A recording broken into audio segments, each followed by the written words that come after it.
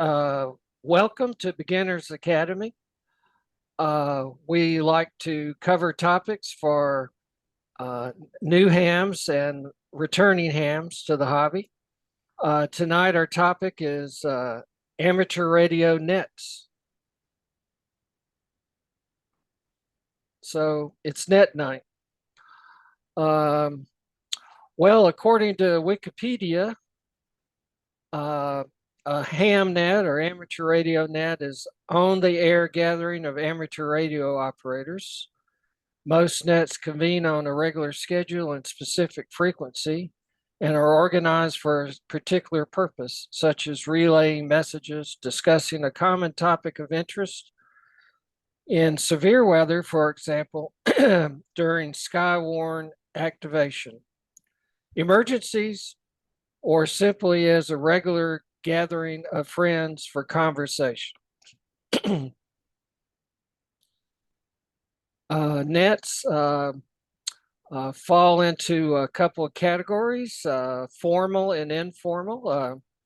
Your emergency net or traffic net is probably going to be formal. Other nets are informal, where the operation is not all that serious or or training for a serious situation. Then it may be an informal net. Okay, there are lots of kinds of nets, including traffic nets, DX nets, club or topic nets. So the fact is there are hundreds of nets of all different categories. So, for example, in our local area, Panama City, Florida, we have a Panama City ARC 2-meter net, Monday nights at 7 p.m. On a local repeater, and likewise, the Bay County Amateur Radio Emergency Service, Aries, has a net on Thursdays at 7 p.m. And that's on another Bay County repeater. So most localities have club nets and Aries nets, ARES. The state of Florida has Northern Florida phone net, meets 7 evenings a week on 3950 kilohertz. That's the 80-meter band, and it's part of the ARRL's national traffic system. And its primary purpose is to handle routine message traffic and to train net members and net control operators in message handling. That's its purpose, although most evenings, most people are just checking in. There's another that is a evening net, and then the Northern Florida Aries net meets Monday through Saturday at 8 a.m. Central Time. And it can also handle traffic as required. And it's a good idea to find out how to put a message together for emergencies, or it's encouraged for field day also. There's a standard form or format for messages.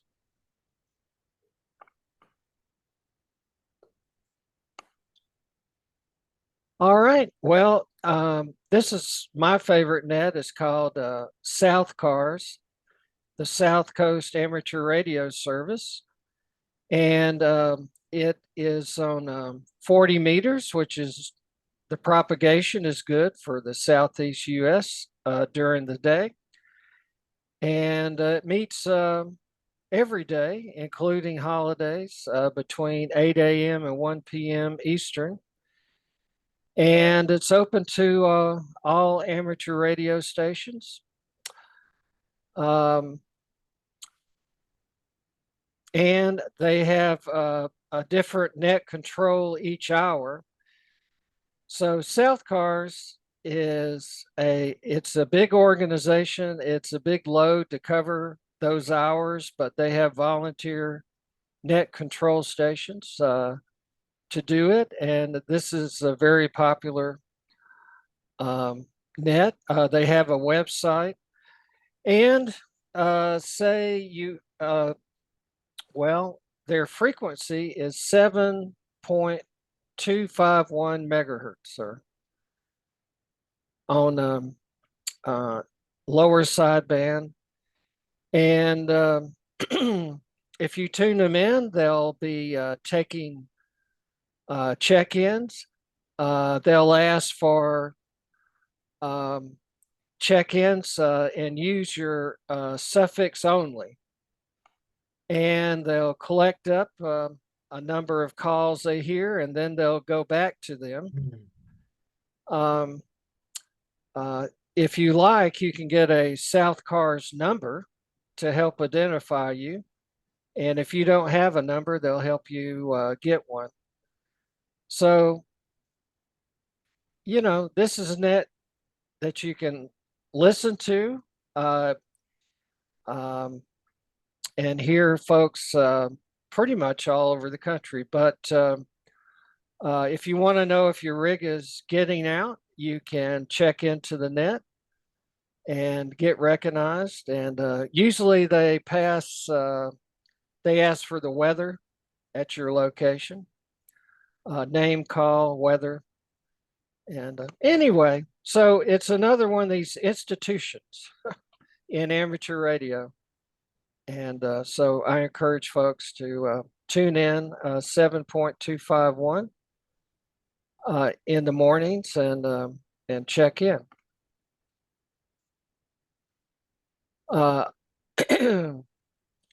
Well, another net you'll run into if you get on 20 meters sideband are the nets that are on 14.300. So 14.300 is not a good frequency to start calling CQ, because just about not all 24 hours, but most of the 24 hours there's one net or another on there. And the one I'm most familiar with is the Maritime Mobile Service Net, which does support cruisers and boats and so forth. They give weather, and if a boat was having some difficulty or needed some help, the net control operators will help them out with it. And so that's not the only net on 14300. I see there's the Intercon net and also the Pacific Seafarers. So folks that who are cruising or really do make use of this. If they don't have any maritime mobiles, they'll ask for other check-ins. So it's interesting just to listen to. Well, since I enjoy CW, this is another one of my favorite nets. It meets each day in the morning, 1300 UTC, and on 7.123. So it's there'll be a net control, and they'll take check-ins, and it's an informal net, and it's a slow speed CW net, and they're very friendly. And so So I enjoy that when I have time. Uh, this is one that I don't really make use of. It's the Ole Miss net. And the first thing is you can get confused about Ole Miss, what that's all about. But it's actually the International Sideband Society, the OM, which I may mean old man. I'm not sure, but anyway, they take check-ins and they'll get people together. They have a little process for that, and if you need a particular state to get your worked all states, uh, they can uh, they can help you out. So now the trick is that we could be here all night listing all the nets. Actually, we would be here for a week. So, but this one, they actually have a trivia net on 80 meters and a ham in Bay County here um, is a net control, and so he uh, goes through the trivia, which is just interesting. So, you may have your favorite thing on the internet to do, but you also might like a trivia net on 80 meters with hams. It's pretty good. This I asked the Copilot, this AI tool, what are the popular ham radio nets, and this is what I got. So a few of these nets I haven't covered. I won't go through them all, but uh, there is a net for every purpose, and there are AM nets on HF and AM nets on VHF. And in Northwest Florida, there is a AM two no, it's a AM 6 meter net. So, and they go on and on. If you want to look for a particular net, find out when it meets, or do a search. There is a net finder on the web, and you can do a search for a net. So that might be helpful.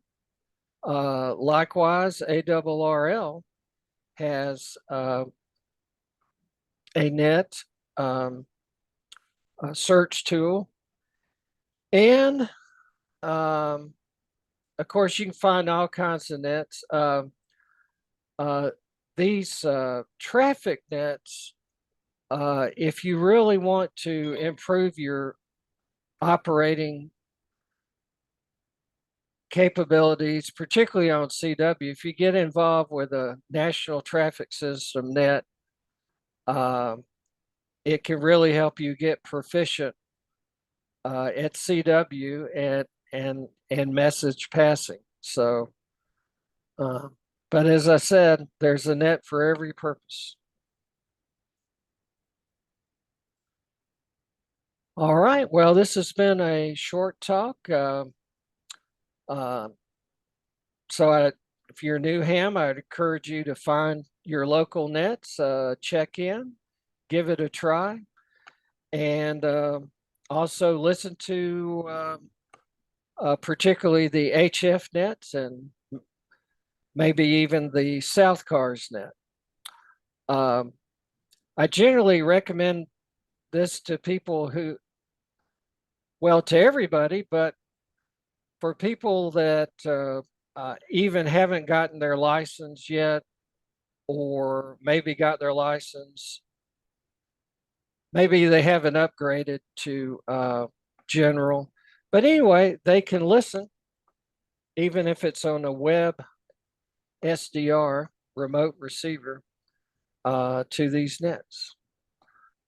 So at this point, I'm going to ask our group of mentors here to um, give us some of their favorite nets. So go right ahead, guys. I'll jump in, but it'll take me a minute. I'm in the middle of a QSO with a guy in out of Coke, and I'll be done him in shortly, Okay. and then I can jump over. All right. Well, actually, that is a net. Yeah, I'll share a screen. What the heck? Okay. Here we are. This is a a Monday night activity net. Are you seeing a WSJT screen? Yes. So this guy is 160 miles away. We're on 2 meters, and we meet every Monday night. I'm just sending him a 73 as we speak. And then that pops up in my other window. His name is Warren, V3FYN. I say, okay. And on Wednesday nights, we do the same thing on UHF. And then on Friday nights, they do a thing on 1296, which I don't have. So once we do this, whoops, didn't mean to do that. I grab this little, what his reports were, and then I go over to my Slack thing, and he says, damn, you're in the log. I should have told him he's in public here. He should swear. And I'll just say, thanks, Warren. So this is happening right now. And that gives him a little picture. So he can see here that he had a -11 and a -16 dB below the noise level, which is pretty good on WSJT. So that's UHF at 170 miles. And I think he's putting out about 10 or 20 watts. I'm putting out about 50 or 60 watts. So is this regular FT8? No, this is FT8 might work. It might be a little bit weak for this thing.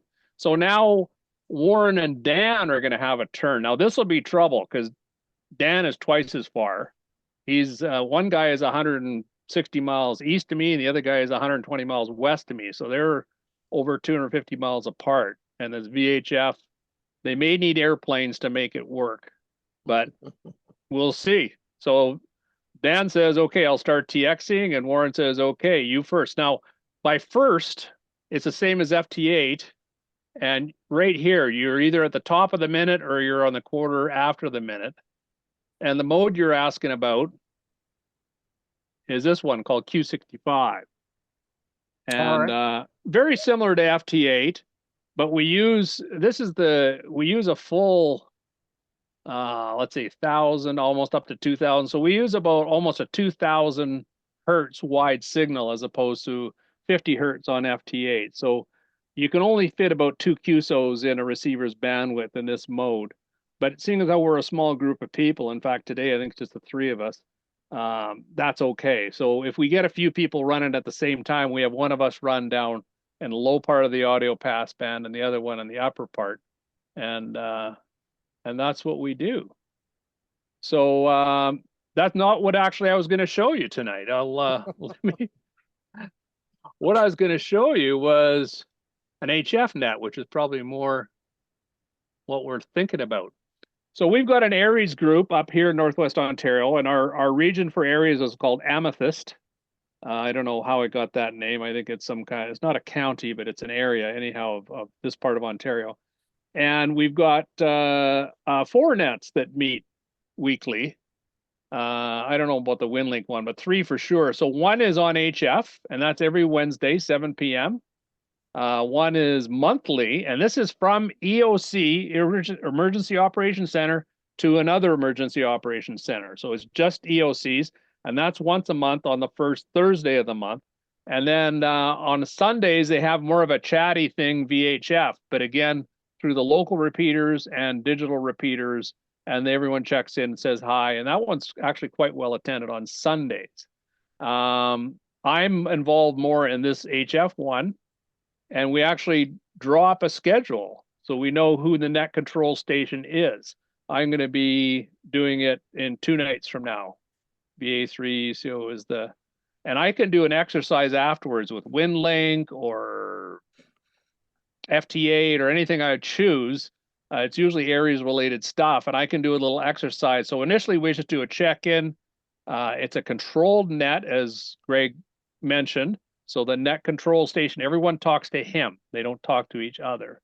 And we do one at a time. I call for check-ins. I write them down. Then I go through the list, any traffic. Usually they say no. And that's about it. So the whole thing is 10 minutes. It's done with about anywhere between 6 and 10 stations per week. And that's my little Aries net. That's my little contribution. We actually have a preamble. A lot of nets start with a little chat or something in the beginning, which is good because then people can get on frequency, make sure they've got propagation of the net control if it's a controlled net, and wait. And so my name is so and so. We meet every Wednesday at this time.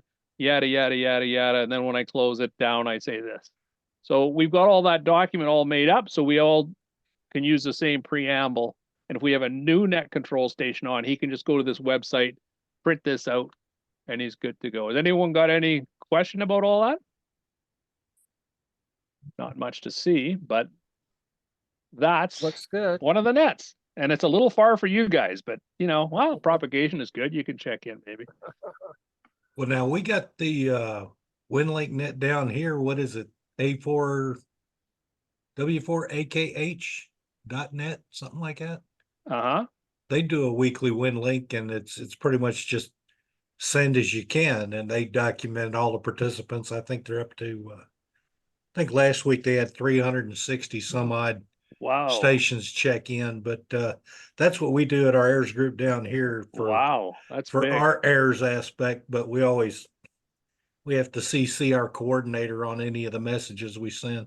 Yeah. Now, is that peer to peer, or do you do it through a server, like an actual WinLink served message through an RMS Our station? two directors, Mark Cantrell and Scott Burnett, they do it peer to peer with the receiving station, and I'm still Okay. telnet over here. Okay. But Okay. So it's peer to peer, and you do 300. Holy cow! How long does that take, Buck? well, now it goes from them to a master station. I'm sure I don't know as they're going direct to the is it W4AKH? I think it is. I don't know as they go direct, but it gets handed off. Yeah. So they check in. Of course, Scott has made some pretty impressive WinLink contacts. I think his furthest one was like Brazil. Yeah. So It's impressive. Like WinLink is not technically a weak signal mode, like I was just showing you. That Q65 is kind of the ultimate weak signal. Nevertheless, we've been on some of our nets where the voice has just failed completely. And to the yeah, point where even CW would be touch and go. And we're sending WinLink peer to peer, no problem. Hmm. And you can't even hear anything on the speaker, and the text is just piling in. It's an impressive digital mode. And I mentioned this before when I was talking about it a year ago. It's got ARQ. In other words, if one radio doesn't quite hear what the other radio said, it goes back and says, repeat that. And then the first radio repeats what it said. And it's all happening click, click, click, click, click, like really fast. And as a result, your message gets through for sure. Like it's got checksums and everything in there. It's an amazing protocol, that WinLink. It's amazing stuff. That's cool, Buzz. and you can do it on your Android phone. Yeah. I've been using WOAD a little bit more than I used to. So, like on the last day of the month when I haven't checked in and I need to get my numbers up. Well, Ken, um, KB4XT, you've got a favorite net, right? Yeah, it's called the QRP single sideband net. It's uh, Kevin K0KLB is the primary net controller in Iowa, and along with a friend, Steve, over in South Carolina, who I can't remember his call sign. But the purpose of this net is to allow people to try to contact the net controllers with as low a power as possible. You dial in with 5 watts or 10 watts or whatever, and then from there try to see how low you can go. I have worked the Iowa net controller on 50 milliwatts, and there's other than that, there was somebody Well- that had worked from northeast somewhere on 10 milliwatts. And anyway, it also the other neat thing about this net is they have a YouTube live stream running simultaneous, so that you can see the 2 net controllers and their radios, so you can keep up with any frequency changes, and also you can go back and hear yourself and hear how that you did. Okay. Oh, that's a cool idea. Kevin K0KLB, you can find out all about this stuff if you go to his QRZ site. What was the call sign again? K0KLB. I'll check it out. Well, I'm laughing a little bit, Kim, because there's some nets, and if you have trouble checking in, they'll say, "Are you running QRP?" and then they'll say, "Well, next time you better run more power." So that spoiled actually sport. happens. Well, one of the cute things, other than that, somebody that didn't know what this net was dialed in with 1,000 watts. Yeah. They got him down. They got him off of his power and got him down to a few milliwatts, 100 milliwatts or something other like that. But Kevin is a really big time QRP guy. He makes up all sorts of, or uses all sorts of crazy things for antennas that he operates at 5 watts, like a garbage dumpster, a flying kite, a silo, a shovel. If you go to this QRZ site, you can find out all about that. But he is just really one of the ambassadors in ham radio. And anyway, I that's the only net that I'm currently regularly participating in, but I really enjoy it. I've got a little Yaesu FT818, and then I have a QRP guy's attenuator, which is just a bunch of resistors and switches, and I can get down to as low as 5 milliwatts. I haven't connected at 5 milliwatts yet, but I've so far with the band conditions and whatever, 50 milliwatts is as low as I've got between here and Iowa. So you use an actual, I got 2 questions for you, Ken. You use an actual watt meter to verify. Like, I know that some radios, you dial it down to 5, you're not really getting 5. You could get 10, you could get 2. No, unfortunately, Dan, I've got watt meters and stuff, but they don't work down in this level. So I'm guessing. Okay, by the output of the radio. Tell you what percentage that you're chopping off, and I have. I know what you're saying, and yeah. What band are you guys on, Ken? Mostly 20. Oh, really? I should check this out. Yeah. That's cool. Yeah, it's a great bunch of guys and a lot of fun. We had about I think 36 checked in last Sunday night, and you can go back to YouTube and see last week's uh, uh, you know, The net. net. Mhm. That's a neat idea. And doesn't cost you anything. No. It's just strictly just plain fun. I Yeah, mean, there's there's nothing but just plain fun. that's cool. No, I got a QRP guy on my Aries net that checks in out of the 6 or 8 or 10 people we get. There's one guy who's about 300 miles away on 80 meters and then on 40 meters. And he's typically 5, sometimes less, sometimes 1.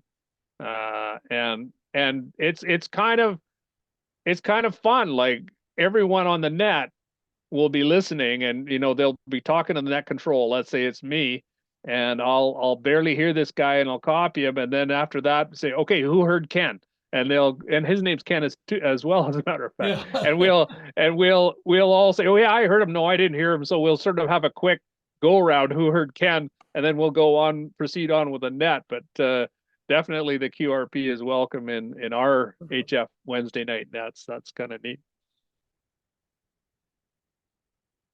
Yeah, a lot of nets, when they first start taking check-ins, they'll ask for QRP or mobiles or Yeah. yeah. I have done some POTA QRP, mostly digital, but Cool. Well, any other favorite nets anyone wants to share? Well, I'll just say that the first net that I actually was able to check into was that Maritime net. And I walked away with the impression that it was emanating from Oklahoma City, Oklahoma. Well, it can It be. It It changes changes. hourly. Okay, it just struck me odd to have the Maritime Yeah. net someplace Oh, that didn't even have well, the beach. actually, I've heard it hosted from like Minnesota, Yeah, and one of yeah, the best controllers was in Kenora, Ontario. He's passed away. yeah, Silent Key now, Barry. But the thing is, you're on 20 meters during the day. If you look at what the best propagation out to both the Pacific and the Atlantic, it's pretty well dead center in the continent.